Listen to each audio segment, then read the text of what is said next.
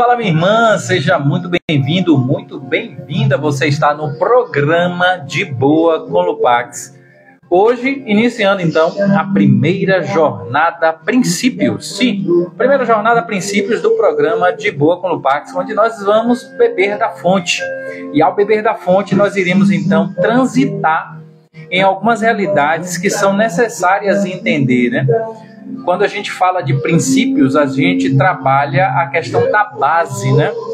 Então, nós estaremos, nesse nosso programa Princípios, trabalhando essa questão, tá bom? Então, desde já vai chegando, já vai compartilhando aí essa live, esse momento do nosso programa De Boa com o Lupax, aqui com o diácono Luciano. Você que já está chegando aqui, seja muito bem-vindo, muito bem-vinda. Você que vai passar aqui também, seja bem-vindo e bem-vinda. E não esquece, né? Se você está vendo esse material, essa live no nosso canal do YouTube, você também já vai lá, já curte, já compartilha, já comenta e vamos juntos nessa jornada. Programa De Boa com Lupax, na nossa primeira jornada Princípios. Hoje nós vamos trabalhar o capítulo 1. Capítulo 1, lá da primeira sessão, a vocação do homem à vida no espírito, né? E nós iremos trabalhar a dignidade da pessoa humana, a dignidade da pessoa humana. Tudo tem um fundamento e o ser humano não é diferente.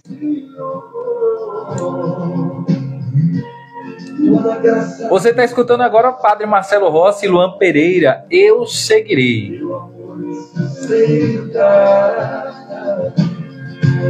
Tua graça me basta, teu amor me sustenta. Então vamos lá.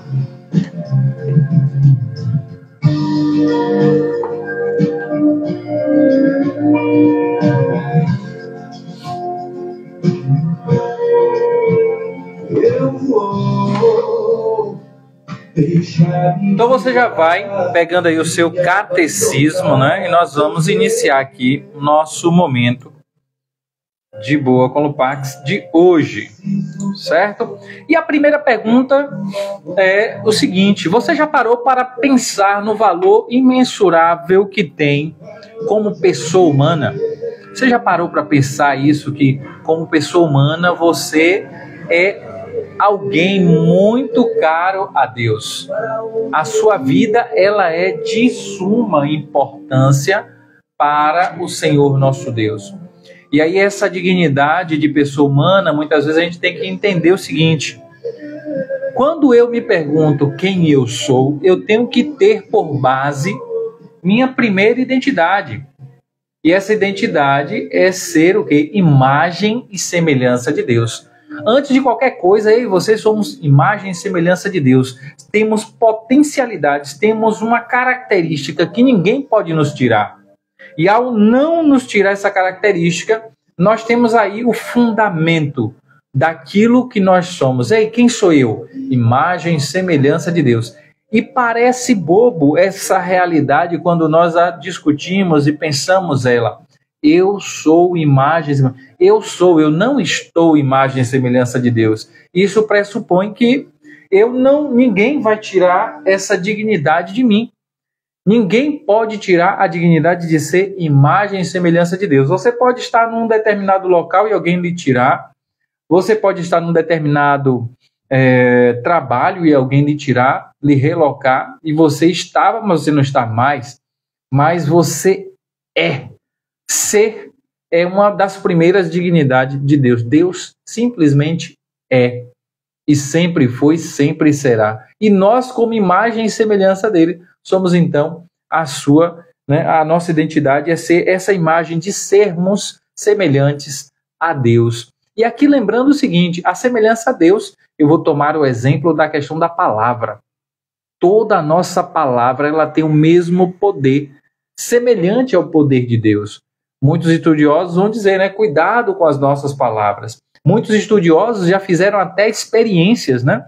Se eu não me engano, é a experiência de um chinês que pega o arroz e bota lá em vasilhas, e essas vasilhas recebem palavras.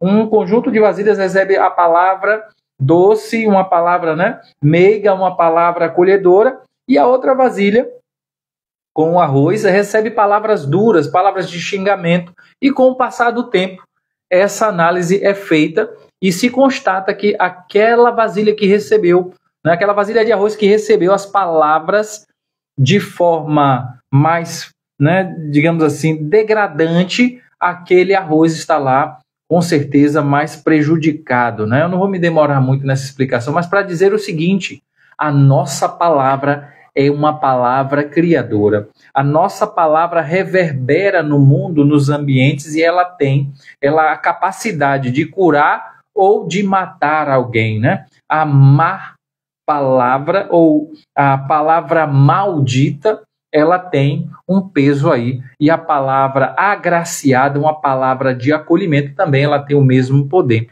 E a pergunta a gente poderia se fazer, né? Como que no seu dia a dia você tem usado este dom, esta graça da sua identidade primeira, que é ser semelhante a Deus, que é o dom da palavra? Como nós temos utilizado a palavra no relacionamento com nós mesmos? O que é que a gente tem dito para a gente mesmo? O que é que a gente tem dito para o nosso, né, nosso esposo, nossa esposa? O que é que a gente tem dito para os nossos filhos? Isso é um peso que a gente precisa medir, porque nós somos imagem e semelhança de Deus. Então, esse é um dos primeiros aspectos de quê? Da nossa identidade. E a pergunta que está nos guiando aqui nessa reflexão é o seguinte: você já parou para pensar no valor imensurável que tem como pessoa humana? E aí, claro, a gente vai olhando para os quatro cantos, e eu gosto muito de trazer a questão da pessoa humana para a sua origem. E essa sua origem é o quê? Sua família. Como é que a família tem cuidado do ser humano? Como é que a família tem olhado para o ser humano desde a sua concepção, ou até mesmo antes de sua concepção? Aqui acompanha o meu raciocínio. Quando um jovem começa a se enamorar de uma jovem, a gente vê a progressão daquele relacionamento dentro do que nós acreditamos. Aquele relacionamento vai desembocar em um matrimônio, na formação de uma família. E no nosso programa de hoje, Princípios, né, a primeira jornada Princípios aqui do nosso programa de Boa com Lupax, trata isso, essa origem. Então, voltando para o exemplo, a gente vê aquele casal que está se namorando e que provavelmente, progredindo aquele relacionamento, dali vai surgir um fruto. E eu costumo dizer, a gente precisa pensar a família e a sua concepção dessa família e dessa pessoa, desde lá, do momento do enamorar de um casal. E aí a gente vai entender, né, como é que a gente tem possibilitado as pessoas estarem umas com as outras, olharem umas para as outras, admirarem umas às outras, né? Então, quando a gente fala dentro do nosso contexto, eu lembro dos meninos na sala de aula: professor, mas a gente só pode namorar com uma pessoa? Sim, o namoro é feito para acabar. Eu dizia sempre, o namoro é feito para acabar, mas você, dentro desse período, você deve conhecer outras dimensões do ser humano, porque esse ser humano vai trilhar com você um caminho, e esse caminho destina-se a fazer com que outro ser humano surja, né? Mas eu não quero fugir aqui, eu quero que a gente fique nessa questão. A família, ela surge dentro de vários períodos, e esses períodos são importantes de serem observados em cada etapa, porque cada etapa dessa é de suma importância para o bom e o bom êxito dessa família. Mas vamos lá. Então, a citação também do catecismo que vai nos guiar é a citação da 1700, que diz assim, ó: a dignidade da pessoa humana está enraizada na criação à imagem e semelhança de Deus, que é o que nós estamos, né, discutindo aqui. Todo ser humano, ele é imagem e semelhança de Deus. Essa é a primeira básica identidade. Eu estou trabalhando, eu estou como enfermeiro, eu estou como enfermeira, eu estou como médico, eu estou como guarda, eu estou como cirurgião, enfim. Mas você é imagem e semelhança de Deus. Quando a gente tem segurança dessa primeira identidade, ninguém pode nos ferir. E também, quando nós temos essa dignidade tranquila na nossa mente, no nosso corpo, com certeza nós iremos olhar para as outras pessoas de uma outra forma. É aqui, digamos assim, para a gente pensar nessa dignidade humana. Como é que eu tenho me tratado? Como é que eu tenho tratado as pessoas ao meu redor? Como é que eu tenho zelado do ser humano? E volto a dizer, dentro desse contexto primeiro, que é a família.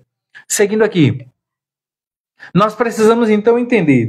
Lá no 1700 vai dizer o seguinte, eu destaquei aqui algumas partes, né, para a gente não ter que ler tudo, e diz assim: a dignidade da pessoa humana se fundamenta em sua criação à imagem e semelhança de Deus, como nós vimos, realiza-se em sua vocação à bem-aventurança divina.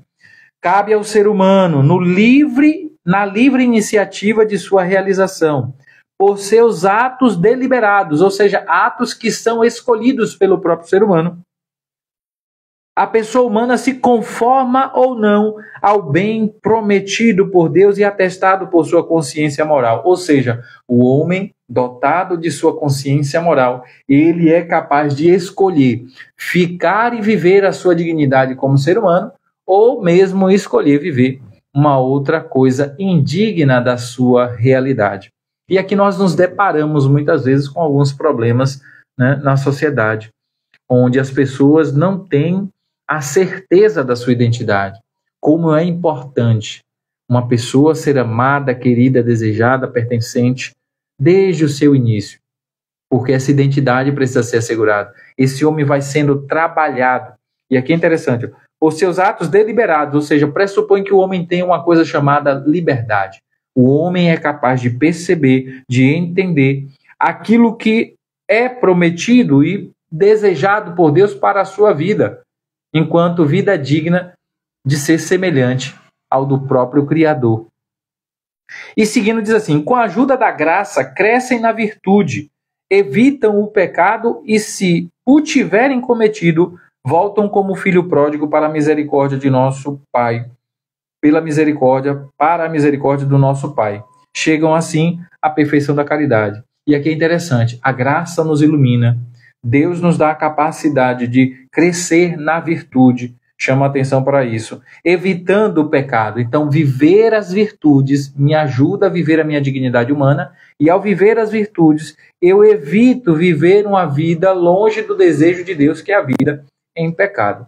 E hoje, claro, a gente vê muita relativização dessas realidades, né? Aqui se a gente fosse fazer realmente, né, uma desossa, né, nesse processo, com certeza a gente iria perceber como hoje nós relativizando, o mundo relativiza muitas realidades. É certo, é raciocínio lógico. A vida que não é virtuosa, ela me leva para um distanciamento de Deus. E a vida virtuosa, o homem, qualquer ser humano, pela deliberada liberdade que recebeu, pela capacidade de entender e de conceber que aquilo é bom ou não, ele entende se ele está tendendo verdadeiramente à vontade de Deus. E aqui é interessante a gente já fazer uma revisão. Primeiro, nós somos imagem e semelhança de Deus. Segundo, ao assegurar essa identidade, eu vou tornando o meu caminho de convivência entre as pessoas um caminho mais belo, mais frutuoso, mais bonito, mais frondoso para ajudar o ser humano a chegar à sua plenitude. Terceiro, o homem, no exercício da busca de viver essa dignidade, ele é capaz de perceber a vontade e o desejo de Deus para viver plenamente como criatura divina. E aí lá no 1701 vai dizer o seguinte: o homem, imagem de Deus. E ele vai falando agora, fazendo essa alusão a Adão, e vai dizer o seguinte: novo Adão, na mesma revelação do mistério do Pai e do seu amor, Cristo manifesta plenamente o homem ao próprio homem. Olha só, Cristo manifesta ao homem o próprio homem. Como é que eu entendo aquilo que sou? Como é que eu entendo o homem que sou olhando para Jesus Cristo? Jesus Cristo é verdadeiramente o novo Adão, a nova métrica, o novo balizador do que é viver plenamente como sendo imagem e semelhança de Deus. Quer viver de forma digna? Imite a Jesus Cristo, imitação de Cristo, né? Tem até um livro, um clássico chamado A Imitação de Cristo. É imitando a Cristo na sua forma de vida, na sua forma de desejar, na sua forma de buscar, na sua forma de agir, que eu então vou viver plenamente a minha dignidade.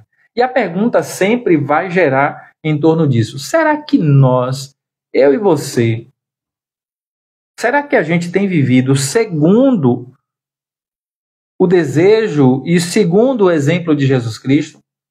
quando nós vemos uma relativização, volto a dizer, hoje cada um tem a sua verdade, ou cada um diz que tem a sua verdade, né?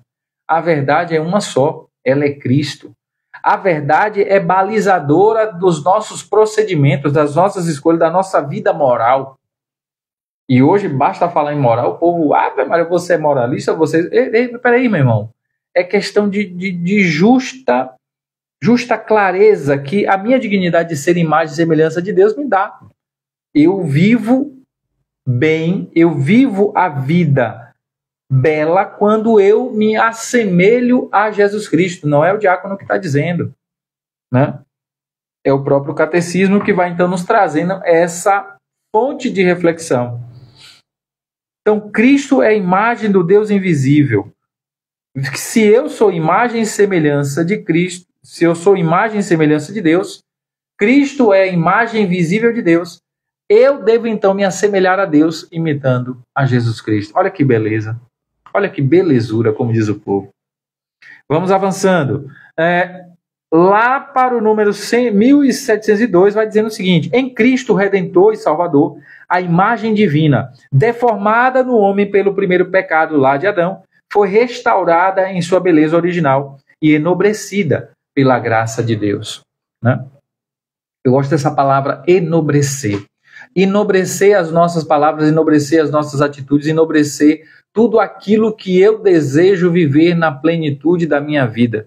Tudo é possível ser enobrecido quando eu escolho viver semelhante ao que Cristo, ao que Deus deseja para mim. E aí é interessante quando alguém vai então colocando as suas desculpas, as suas historinhas para justificar viver uma vida que não é digna do ser humano. Uma vida que não se ajusta ao desejado por Deus. E aí muitas vezes as confusões estão aí instauradas, né? E a pergunta é: você tem vivido segundo a dignidade de Deus? Essa é a pergunta. Então vamos lá. A imagem divina está presente em cada pessoa. Eu sou imagem e semelhança de Deus. Aqui eu me lembro muito a vida do mosteiro. Eu fui monge beneditino durante 5 anos de minha vida. E nesse processo, né, todas as vezes o monge ele reza durante 5 momentos do dia. E todos os momentos que nós nos dirigimos para o altar, para o coro, onde nós cantávamos o louvor, né, onde o monge canta o louvor, ele entra em fileira dupla, ele entra sempre em dupla, chega na frente do altar, ele faz uma reverência ao altar e à cruz, logo em seguida ele se vira um para o outro, e fazemos então a reverência um para o outro, porque o outro é o próprio Cristo. O outro é a imagem divina ali representada em cada pessoa. Então essa dignidade, né? O quanto nós temos perdido essa capacidade de deixar o outro viver essa dignidade, ou até mesmo ajudar o outro a elucidar essa dignidade. E aqui quando a gente fala, claro, a gente fala em todas as dimensões, né? Quantas crianças sofrendo dentro de famílias, quantos jovens que sofrem dentro das suas realidades familiares, e não dão a eles a capacidade de viver o quê? A sua dignidade. E para nós vem, claro, a necessidade de dar um exercício verdadeiro de escolha de Deus ou das coisas de Deus, né, ao destinarmos, então, a nossa vontade. A minha vontade deve se destinar à vontade de Deus. A minha vontade deve se destinar à vontade de Deus, que é cuidar desse outro que é imagem e semelhança dele. E eu devo, dentro do seio familiar, educar o outro para que ele se veja e se entenda cada vez mais nessa sua dignidade, dessa sua identidade. Para que ele, na relação com outros, possa, então, cada vez mais também viver plenamente essa dignidade.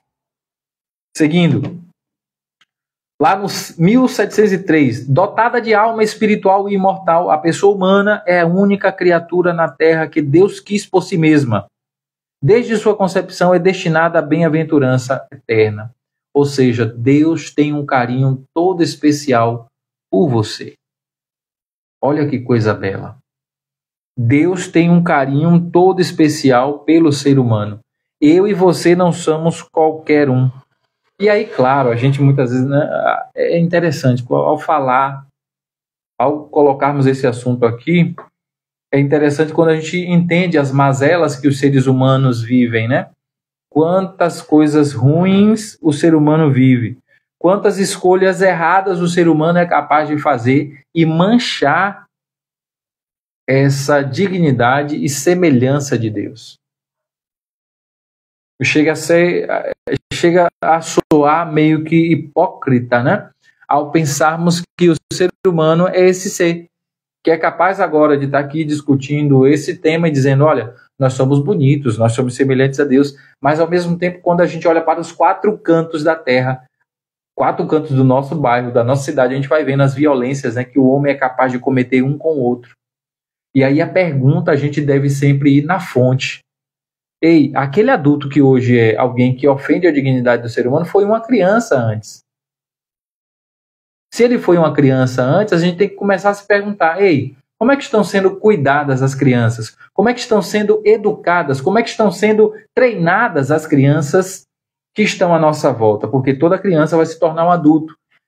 E é incapaz, aquele que recebe amor é incapaz de devolver ódio. Fere quem foi ferido. Maltrata quem foi maltratado. Então a pergunta é, como nós estamos cuidando das próximas gerações que hoje são crianças e que amanhã serão adultos? E para dar uma clareza ainda maior e uma eficácia ainda maior para essa reflexão que nós estamos fazendo aqui agora, é o seguinte, como é que você está cuidando das crianças que estão sob sua guarda? Como é que você está cuidando das crianças que estão ao seu redor? Eu sou diácono, tenho 2 filhas. Como é que eu estou cuidando dessas 2 crianças? Como é que você está cuidando do seu filho aí, da sua filha? Ele não nasceu aprendendo, ele tem todas as disposições para aprender as verdades que vêm do alto, que vêm dessa sua dignidade de ser imagem e semelhança de Deus. Mas se você não despertar, se eu não despertar isso nos meus, eles serão as piores e terríveis pessoas. Porque não aprenderam a amar, não aprenderam a experiência do entender-se como imagem e semelhança de Deus. E se eu me entendo desde a minha origem, desde a minha infância, como imagem e semelhança de Deus, provavelmente eu vá tratar o outro de forma diferente. E quando eu penso dessa forma, acompanhe aqui comigo, eu estou pensando futuramente em famílias, porque a minha criança que é hoje, seja menino ou seja menina, daqui a algum tempo ele vai se enamorar de algum menino ou alguma menina e vai tornar esse amor um amor esponsal diante do altar e vai dali surgir uma família. Olhe só como nossos problemas ou nossas soluções estão todas voltadas para esse lugar chamado família.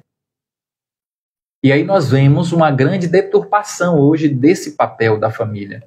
Quanto mais a gente deturpa o papel da família, quanto mais a gente deturpa o papel do pai, o papel da mãe, dentro desse seio familiar, quanto mais a gente agride a vontade de Deus para que o homem descubra que ele é imagem e semelhança dele.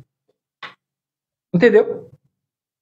Então, assim, a gente precisa solucionar, dar soluções reais aos problemas que nós estamos vivendo hoje na sociedade. A gente não pode voltar à história.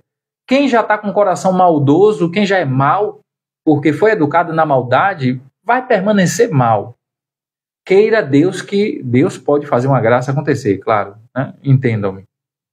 Mas eu preciso agora voltar os meus olhos para as nossas crianças. Como é que eu estou cuidando das crianças que estão ao meu redor? Como é que você, aí vamos lá, em todas as realidades de camadas de responsabilidade, a gente tem que se perguntar.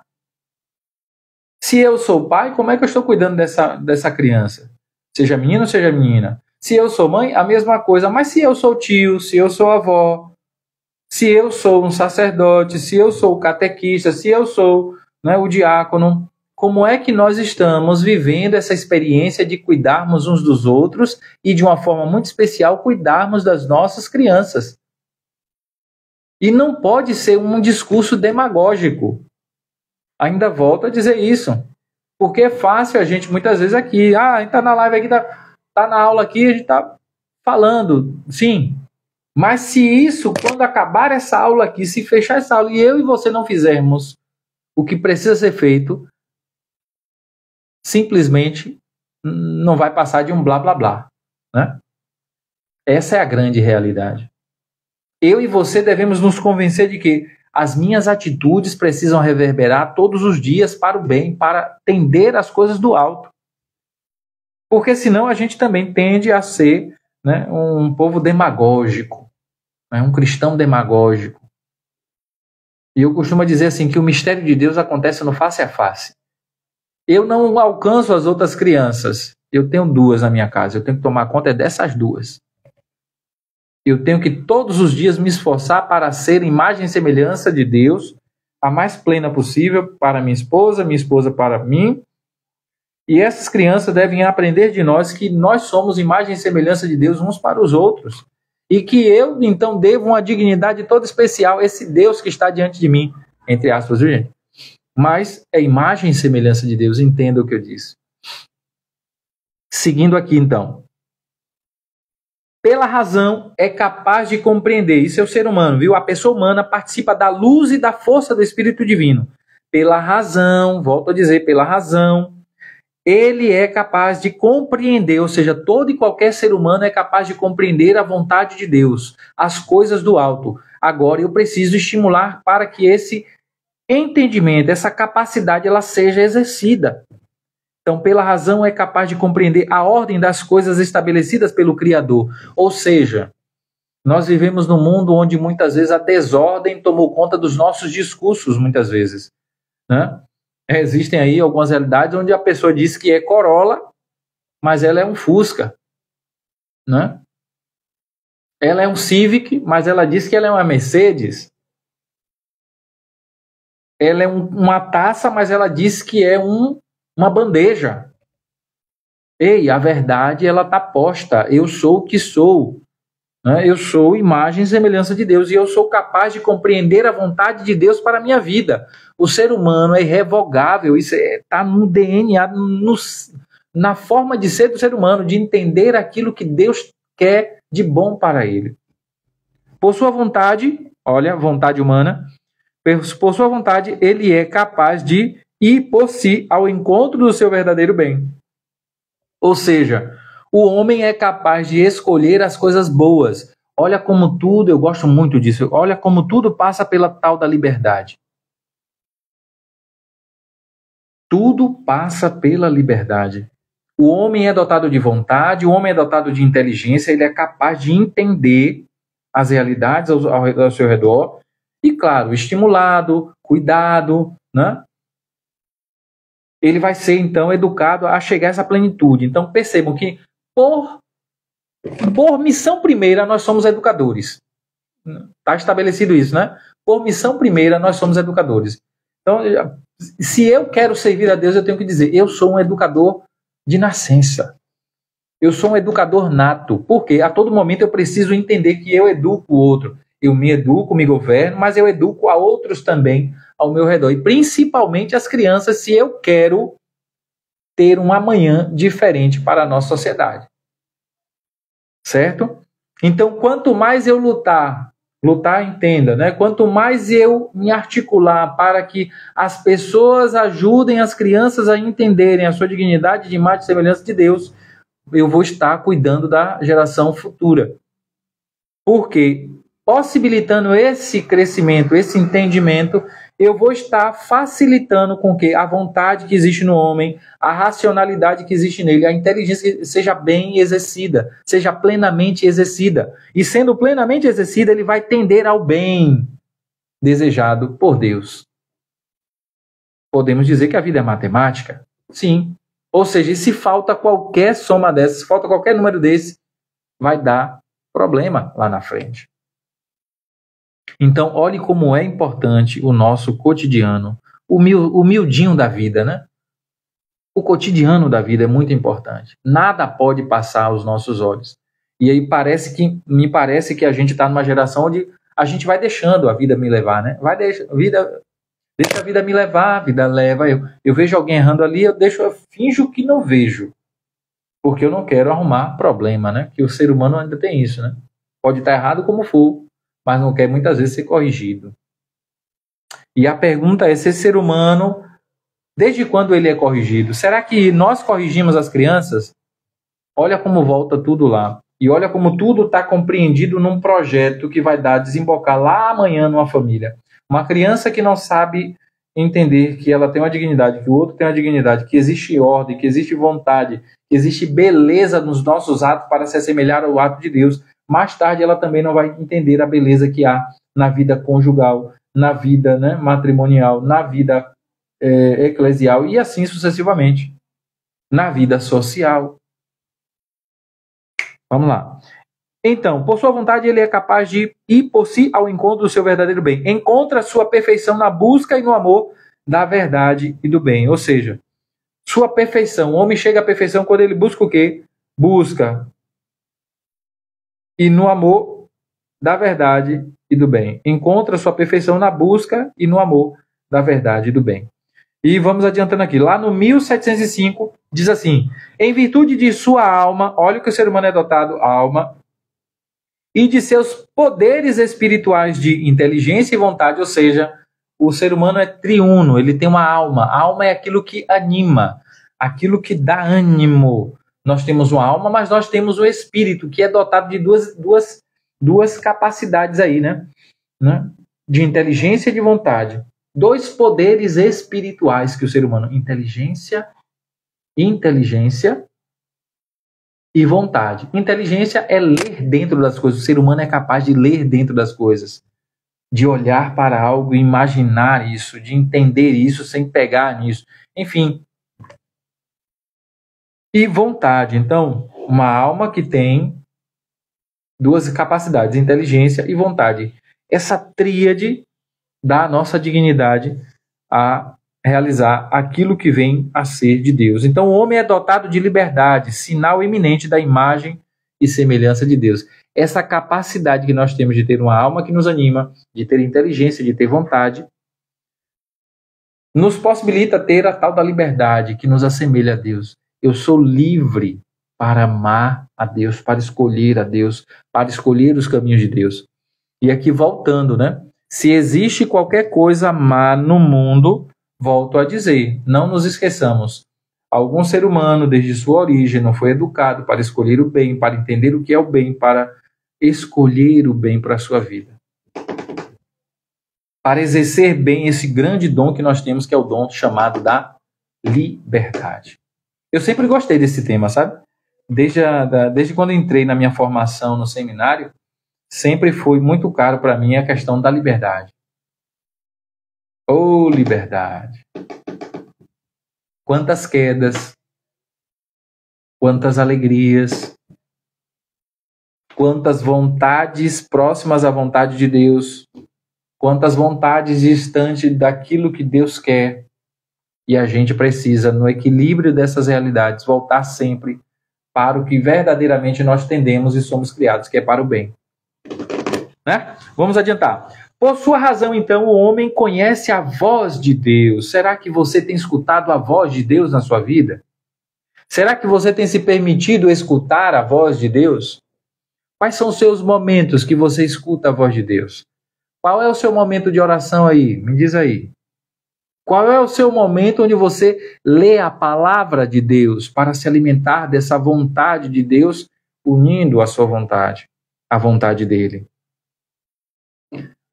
Por sua razão, ou seja, essa capacidade racional que nós temos, o homem conhece a voz do seu Deus. Quantos homens surdos para as coisas do alto? Quantos homens surdos para aquilo que Deus quer nos falar? O homem conhece a Deus, a voz de Deus, que o insta, ou seja, o instiga a fazer o bem e a evitar o mal. Ou seja, quando eu escuto Deus, não tem como dar errado. Quando você escuta Deus, nada dá errado na sua vida. Nada dá errado na minha vida. Mas tenha certeza que eu e você já sofremos as consequências de não escutar a voz de Deus. Vai, neguinha. Vai, neguinha. Não escuta a voz de Deus não para você ver. Né? Isso aqui é grave. A gente vai lendo assim essas coisas, mas a gente não percebe a gravidade. Eu escuto Se ouvires a voz do tempo chamando... Enfim, a decisão é tua, a decisão é tua. São muitos os convidados, são muitos homens e mulheres convidados para ouvir a voz de Deus. Mas será que eles estão desejosos disso? A pergunta é, as pessoas que estão ao seu redor estão desejosas de escutar e de possibilitar a voz de Deus ressoar na vida delas? Se elas não estão, alguma coisa tem de errado. E se elas não querem, elas querem insistir nessa realidade, você precisa se deslocar desse lugar, porque nós somos a média das 5 pessoas das quais nós convivemos. Cotidianamente, o ambiente pesa. E aqui a gente já desemboca outra coisa. Quais são os ambientes que você tem acessado? Quais são os ambientes que você tem se colocado? Quais são os ambientes que você tem buscado estar presente? Porque se você se coloca, em ambientes que não te ajudam a escutar a voz de Deus, provavelmente você vai cair. Eu posso cair. Cada qual é então obrigado a seguir esta lei que ressoa na consciência, uma lei que ressoa na consciência, ou seja, por mais fechado que o outro seja, ressoa em todo ser humano o chamado de Deus. Todo ser humano é capaz de escutar a voz de Deus. Agora cabe a nós saber se você quer escutar essa voz de Deus, né? Está sem áudio? Não me diga uma coisa dessa. Obrigado, Silvia. Então vamos lá. Ouvir a voz de Deus. Essa voz de Deus, então, a gente tem que entender que ela ressoa no ser humano. É isso que eu fico... Exemplo, eu tenho que possibilitar a minha pessoa, voltando àquela ideia da família, né? A família como guardiã das pessoas, das crianças, para que futuramente nós tenhamos famílias mais sadias. Tudo passa por mim e por você. Né? Tudo passa por mim e por você. Quando eu e você tomamos consciência da nossa dignidade, eu estou fazendo aqui uma revisão. Quando eu e você tomamos consciência da nossa dignidade, nós nos deparamos com a alegria de assemelharmos a Deus. E aí a gente tem que pensar que toda essa realidade humana que nos circunda, chamada família, todos têm que aprender a amar a Deus. Aprender a amar a Deus. Por quê? A voz de Deus está aí, ela vai ressoar em nós, mas nós precisamos ser educados para escutar a voz de Deus, educados para nos percebermos como imagem e semelhança de Deus, nos educarmos para sermos sensíveis à inteligência e à vontade que habita em nós, para que nós possamos, de fato, tender para as coisas do alto. Ou seja, tudo é aprendido, é isso que eu quero que vocês peguem. Tudo é aprendido, ou seja, eu sou responsável por cada pessoa que está ao meu redor para ser um professor e uma professora das coisas de Deus. Seria isso. Todos nós somos chamados a professar, a ser um professor, a tirar de dentro, né? Educação, a pedagogia, a educação, educar, tirar de dentro aquilo que há de mais belo no ser humano. Então, somos chamados a ajudar o outro a desvelar, a tirar o véu que atrapalhe a escutar a voz de Deus, que atrapalhe a enxergar as coisas de Deus, que atrapalhe a enxergar a dignidade que o outro tem de ser imagem e semelhança de Deus. Olha que beleza, Deus fez tudo de forma muito plena, muito graciosa. Deixe-me avançar por aqui. Por sua razão, o homem então conhece a voz de Deus, que o insta a fazer o bem e a evitar o mal. Ou seja, não existe voz de Deus me chamando para fazer coisa ruim. Esqueça. Né? Cada qual então é obrigado a seguir esta lei natural. Essa lei natural que nós temos. Tender às coisas do alto. Escutamos sempre, se nós nos possibilitarmos, claro. Quando escuto a voz de Deus, é sempre uma voz que vai me chamar para a minha dignidade maior. Jamais para a minha dignidade menor. Não há dignidade no menor. Enfim, vocês entenderam. Essa lei que ressoa na consciência e se cumpre no amor a Deus e ao próximo. Ou seja, não tem como ouvir a voz de Deus e não cuidar bem de mim e do outro. Não tem como eu dizer que sou cristão, que sou católico, que sou cristão. Vamos ser bem democráticos agora.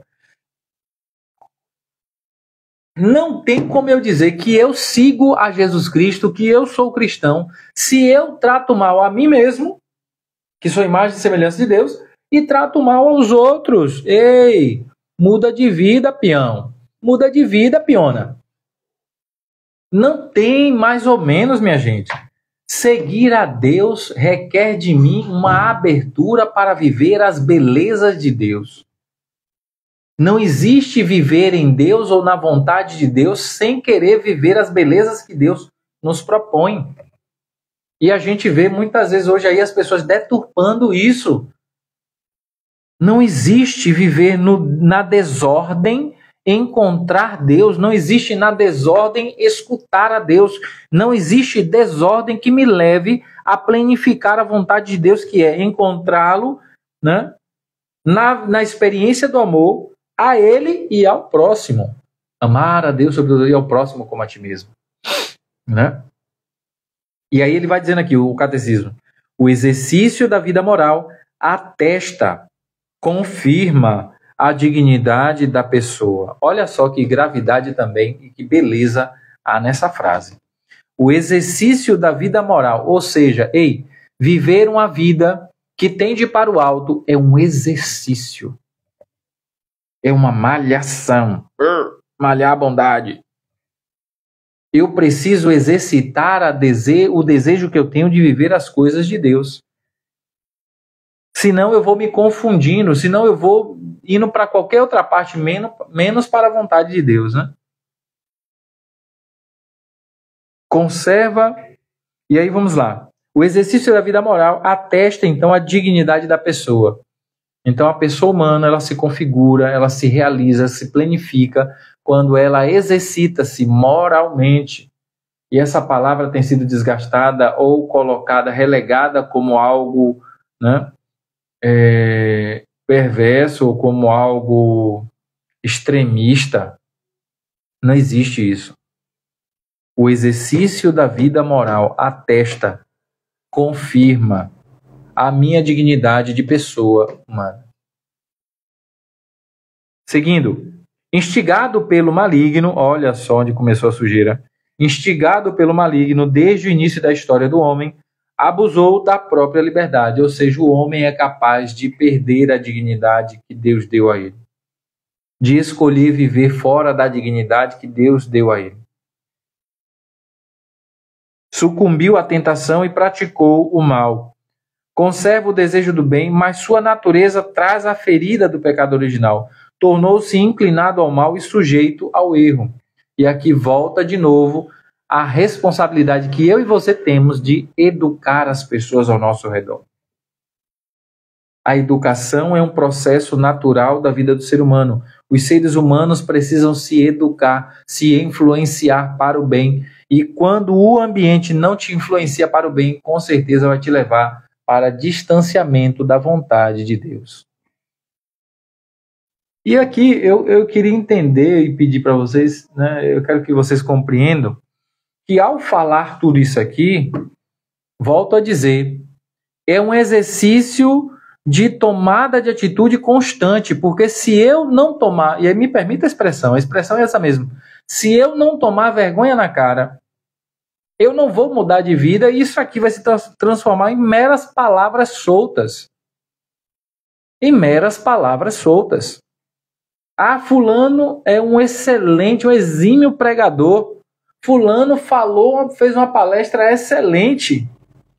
Ei, mas se fulano não encontrar em você um coração fértil para viver aquelas palavras que foram soltas e se transformarem em significado e não se transformarem em ação, em escolhas, em atitudes, de nada adianta.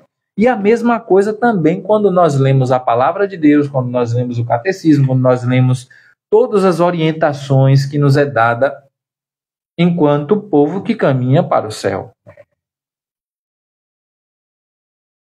Nenhuma orientação vai frutificar no meu coração se eu não quiser. Nenhuma orientação vai transformar a minha vida se eu não escolher viver essa plenitude. E aqui a gente vai entendendo alguns processos na vida, né? Quando eu entendo e quero viver a vida do alto, quero viver a minha plenitude como ser humano, e que eu sou capaz de entender quando eu estou nesse caminho dessa plenitude, quando eu escuto, eu vivo. Agora, quando eu não escuto, eu posso estragar toda a vontade de Deus para a minha vida. Simplesmente assim. E tudo desemboca naquilo que eu falava para vocês, né? Escolha. Como é que você tem escolhido as coisas para a sua vida? O que é que você tem escolhido para alimentar a sua mente? O que é que você tem escolhido para alimentar o seu cotidiano com sua família? O que é que você tem escolhido para alimentar as suas amizades, o seu contexto de convivência social? O que você tem escolhido para alimentar e gerar vida nas relações estabelecidas na própria comunidade eclesial? Porque se você não escolher, nada está feito. Deus não força ninguém a viver a vida plena nele. A vida da plenitude de Deus é uma vida também que passa única e exclusivamente pela escolha do ser humano. Se eu não escolho, eu não consigo fazer com que, de fato, a verdade de Deus se realize em minha vida. Se eu não escolho, de nada adianta os livros que eu li na minha vida, os conselhos que eu recebi. E aí voltamos ao dilema inicial. Será que eu estou ajudando as pessoas que estão ao meu redor, principalmente as crianças, a entenderem que a boa vontade, a vontade desejada e querida por Deus, ela é aprendida? Todos os dias ali, escolhendo, né, aquilo que a gente viu. O exercício da vida moral atesta a dignidade da pessoa. É o exercício da moralidade, exercício das coisas que são boas, que vão me levar à plenitude da minha dignidade humana. E aí a gente volta. Quando nós temos uma família que não vive plenamente, esse exercício da vida moral não atestou a dignidade da vida humana. Quando nós temos famílias deturpadas que se ofendem, que não querem bem umas aos outros, enfim, que não se respeitam, foi porque alguém deixou de educar, alguém deixou de ensinar, alguém deixou de chamar a atenção, alguém deixou de repreender quando precisava ser repreendido, alguém deixou de conduzir quando era o que precisava ajudar a conduzir. Porque todos nós tendemos ao mal. Todos nós, enquanto criatura divina, tendemos ao mal. E ninguém é melhor do que ninguém. Mas eu preciso viver esse exercício de uma vida digna em Deus. É isso que Deus quer de nós. Um coração aberto a ser restaurado. Né? Eu fico dentro... É isso que é a beleza do Evangelho. Ele não nos força, mas nós somos capazes de entender aquilo que é digno da nossa dignidade de pessoa humana, imagem e semelhança de Deus. Mas, ao mesmo tempo, é nesse exercício cotidiano que eu vou, então, descobrindo a plenitude, a belezura que é estar em Deus e viver a sua dignidade. Quando eu escolho, mesmo na queda, a viver o reerguimento em Deus. Por sua paixão, e aí terminando já, né? Por sua paixão, Cristo livrou-nos de Satanás e do pecado. Ele nos mereceu a vida nova no Espírito Santo. Sua graça restaura o que o pecado deteriorou em nós. Cristo, então, é a nossa grande meta. Imitar a Jesus Cristo. E aqui a gente vai chegando ao final. Quem crê em Cristo torna-se filho de Deus. Esta adoção filial o transforma, propiciando-lhe seguir o exemplo de Cristo. Então, a nossa vida, a nossa caminhada enquanto pessoa, a caminhada daqueles que estão ao nosso redor, a caminhada da nossa família, a caminhada da nossa comunidade eclesial, ela resume-se a escolher as coisas do alto e uma vida que imita ao Senhor Jesus Cristo. Não existe vida plena se eu não imito a Jesus Cristo. E hoje muitas pessoas, né, no nosso cotidiano, a gente vê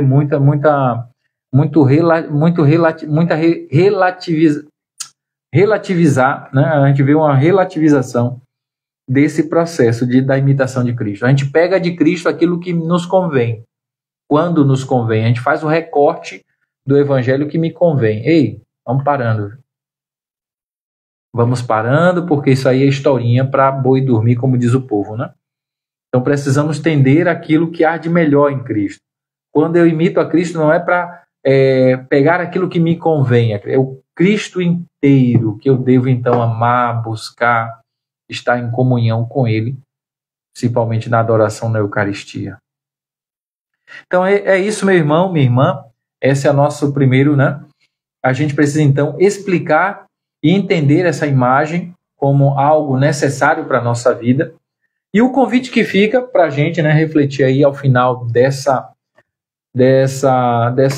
catequese de hoje, como você pode viver de forma a honrar a sua dignidade dada por Deus? Como é que você pode viver de forma a viver uma vida digna de Deus, né? Como você pode viver de forma a honrar a sua dignidade dada por Deus? E aí eu quero te convidar para que você leia, retome, né, a leitura do Catecismo Católico nos números 1691 a 1709.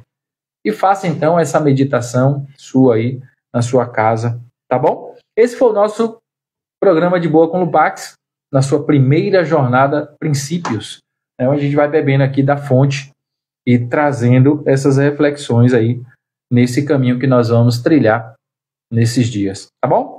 Forte abraço para você, eu quero te convidar, você está no grupo Lupax, então já clica aqui embaixo, já compartilha, já manda esse aviãozinho para mais pessoas, para que elas também possam beber desse momento.